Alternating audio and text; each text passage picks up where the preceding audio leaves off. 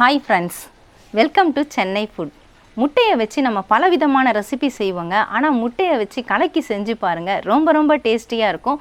Half boil பிரியர்களுக்கெல்லாம் இது ரொம்பவே விருப்பமான உணவுன்னு சொல்லலாம். முட்டை கலக்கி ரொம்ப சுலபமாக எப்படி செய்கிறதுன்னு பார்க்க போகிறோம். வாங்க பார்க்கலாம்.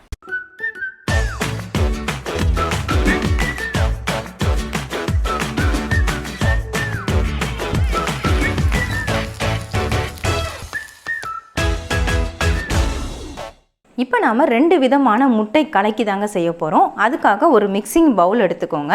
நான் 2 முட்டையை உடச்சி ஊற்றிக்கிறேன். உங்களுக்கு தேவைன்னா ஒரு முட்டை கூட சேர்த்துட்டு செஞ்சுக்கலாம்.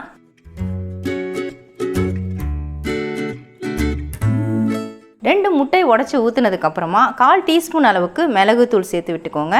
1/4 டீஸ்பூனுக்கும் குறைவாக மஞ்சள் பொடி, காரத்துக்காக மிளகாய்த்தூள் சேர்த்துக்கோங்க. நான் குழம்பு மிளகாய்த்தூள் சேர்க்குறேன். உங்களுக்கு காரம் நல்லா சுள்ளுன்னு இருக்கணும் அப்படின்னு நினச்சிங்கன்னா தனி மிளகாய்த்தூள் கூட சேர்த்துக்கலாம். நான் 2 முட்டை சேர்த்ததுனால 1/4 டீஸ்பூன் அளவுக்கு சால்ட் சேர்த்துக்கிறேன். நீங்கள் ஒரு முட்டை சேர்த்திங்கன்னா ஒரு பிஞ்ச் அளவுக்கு சால்ட் சேர்த்துக்கோங்க. கொஞ்சமாக கொத்தமல்லி தழை அதையும் சேர்த்துக்கிறேன். இதில் சேர்க்கறதுக்காக ஒரு கரண்டி அளவுக்கு, ஒரு சின்ன குழி கரண்டி அளவுக்கு நான் குருமா சேர்த்துக்கிறேன். Mutton korma, chicken korma, chicken salna, இந்த மாதிரி எது வேணும்னாலும் நீங்கள் சேர்த்துக்கலாம். இது எல்லாத்தையும் சேர்த்துட்டு நல்லா கலந்து விட்டுக்கோங்க. இப்போ முட்டை நல்லா மிக்ஸ் ஆகிடுச்சு. முட்டையை நல்லா கலந்ததுக்கு அப்புறமா ஸ்டவ் ஆன் பண்ணிவிட்டு பேனை சூடுபடுத்திக்கோங்க. பேன் இல்லைனா தவா கூட நீங்கள் பயன்படுத்திக்கலாம். எண்ணெயை கொஞ்சமாக நம்ம ஸ்ப்ரெட் பண்ணி விட்டுக்கலாம். நீங்கள் ஸ்பூனில் ஊற்றுற மாதிரி இருந்தால் 1 டேபிள் ஸ்பூன் அளவுக்கு ஆயில் சேர்த்து விட்டுக்கோங்க. சமையல் எண்ணெய், நீங்கள் என்ன சமையல் எண்ணெய் பயன்படுத்துகிறீங்களோ அதை சேர்த்துக்கலாம். இப்போ பேன் நல்லாவே சூடாயிடுச்சு. மிதமான தீயில் வச்சுக்கோங்க. முட்டையை மறுபடியும் ஒரு தடவை இந்த மாதிரி நல்லா கலந்து விட்டுக்கோங்க. கலந்ததுக்கப்புறமா அதை பேனில் சேர்த்து விட்டுக்கலாம்.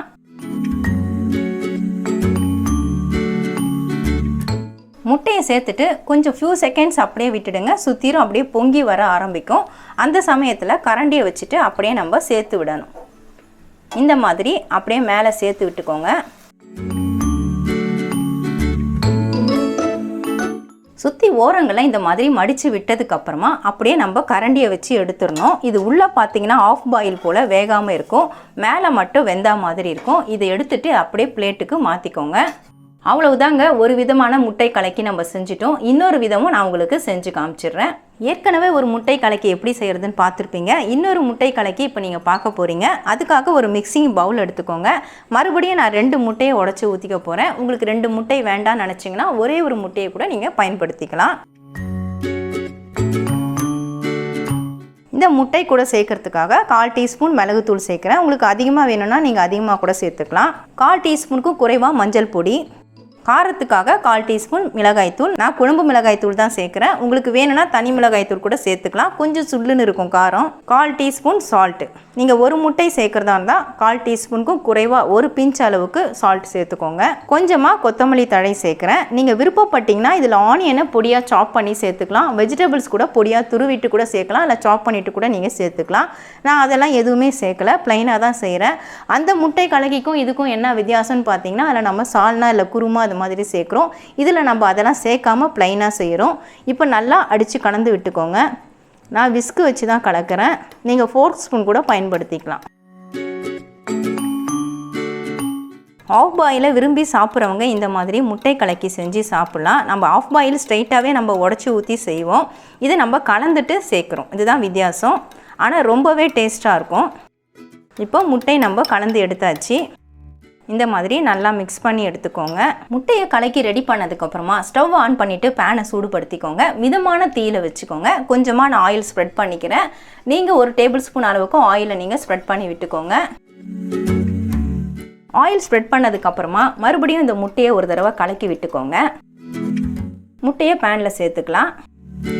இது மேலே வெந்திருக்கும், உள்ளே பார்த்தீங்கன்னா வேகாமல் ஆஃப் பாயில் போல தான் இருக்கும். முட்டையை ஊற்றிட்டு ஒரு ஃபியூ செகண்ட்ஸ் விட்டுடுங்க. அதுக்கப்புறமா சுற்றி ஓரங்களை அப்படியே நடுவில் எடுத்து விட்டுக்கோங்க.